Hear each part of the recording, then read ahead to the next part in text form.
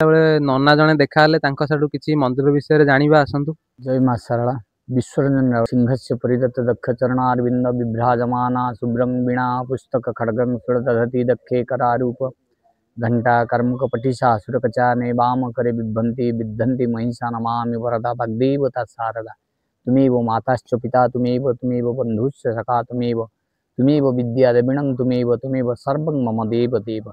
जय माँ सरला। माँ सरला होचंदी त्रिशक्ति महाकाली महालक्ष्मी महासरस्वती। माँ शारदा को तुलसी फूल बेलपत्री तीनोटी जगह माँ शारदा को दि जाए। अब माँ कृपारू सिद्धेश्वर परिडा शारदा दास नाम रे नामित। सी जने मूर्ख थिले। चाष काम हो काम करवा हूँ चाष कूल चाषी कूल जन्म चाषबास काम कर जीविका निर्वाह करते। किंतु एमती सी चाष कला बेले भी सी सब माँ को ही चिंता करती। आउ यही चिंता भितर माँ एत खुशी हो गले जहाँकि सब भक्तटी मो पाक डाकुच मत नवेदन करुच्ची। माँ तक अहेतुक कृपा कले। सी कहले मुझे पाठ साठ पढ़ी मु माँ महाभारत मु कौन लिखी ना मुझे लिखा कहूने मुझे जो थे कृपा वाक्य देवी सरस्वती मु वाक्य जहाँ दौ तू लिखी चले सी जहाँकि आज ओडिया महाभारत रचयिता है। तेणुक शारदा दास माँ कृपारू ओडिया महाभारत रचयिता करते सिद्धेश्वर परिडारू शारदा दास हेले। अब माँ कथा आम भी कौन कहवा माँ जो माने भक्त माने डाकनी माँ को समस्त मनस्कामना पूर्ण हुए। डाकिबा हूँ मुख्य कथा। माँ 12 मासरे 13 पर्व। माँ मुख्य पर्व पणा संक्रांति झामू यात्रा जहाँकि ओडिया नववर्ष आमर आरंभ।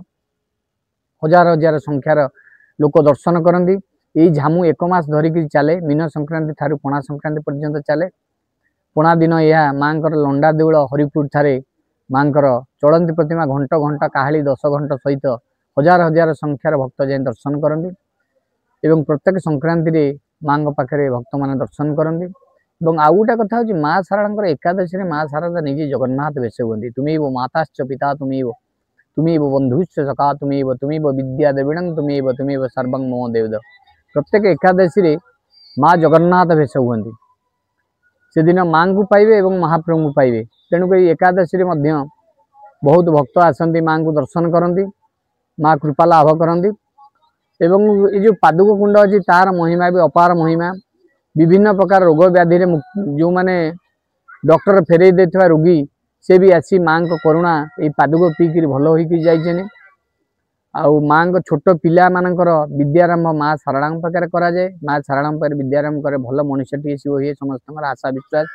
एवं जी गोटे नुआ गाड़ी किणे से प्रथम जेहेतु माँ शारदा होती महाकाली महालक्ष्मी महासरस्वती से गाड़ी आनी माँ पाखे पूजा करी माँ को समर्पण करे जे मोर गाड़ीर विपद आपद माँ तू खंडन कर एवं मो गाड़ीटी तू ही नजर रख। एवं कलाकार ऑपेरा पार्टी जिते देखुचनी ये माँ पाखे प्रथम मंचस्थ यात्रा कले जाए जो बाहर को यात्रा करेंगे। एवं पालाकार मान जो मैंने देखुचनी ये माँ पाखे उपाधिया रही माँ पाखे आशीष प्रदान करी प्रथम पालाटी परिवेशन कर कलार आदिष्टा हुए शारदा। और माँ दैनंदिन नीति कहले माँ 5टार माँ मंगल आरती कराए पहड़ खोल जाए तापर मधुस्नान कराए 7टार पहली मार्जना कराए तापर माँ सूर्यपाठ कराए एवं चंडी पाठ करा पंजिका पाठ करा 11टार 11:30 भितर माँ खेचड़ी धूप कर बड़ सिंगार हम 12टार माँ 2 पहर धूप हम गोटाए बेले माँ मंदिर पहड़ पड़ो 3:30 मंदिर खोल जाए पुणी मार्जना माँ कराए पूरी मर्ची लड्डू पूजा कराए भागवत पाठ करा संध्या बेले संध्या आरती कराए।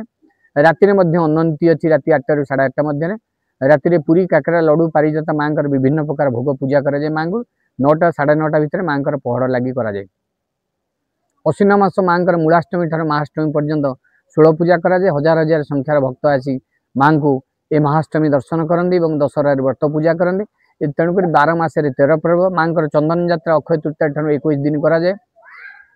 यह ही माँ कथा तो सेमती कहले माँ जहाँ कृपा करेंगे से आम कहूँ। तेणुक माँ शारदा समस्त मनस्कामना पूर्ण करूँ एवं माँ को आम सत्यर ठाकुराणी होती शारदा सत्य रहा कहार किसी अनिष्ट करवा नहीं। आ माँ को भक्ति भाव विश्वास सहित डाकिबा निश्चित माँ आमर काम कथा शुणे एवं माँ कृपा करेंगे।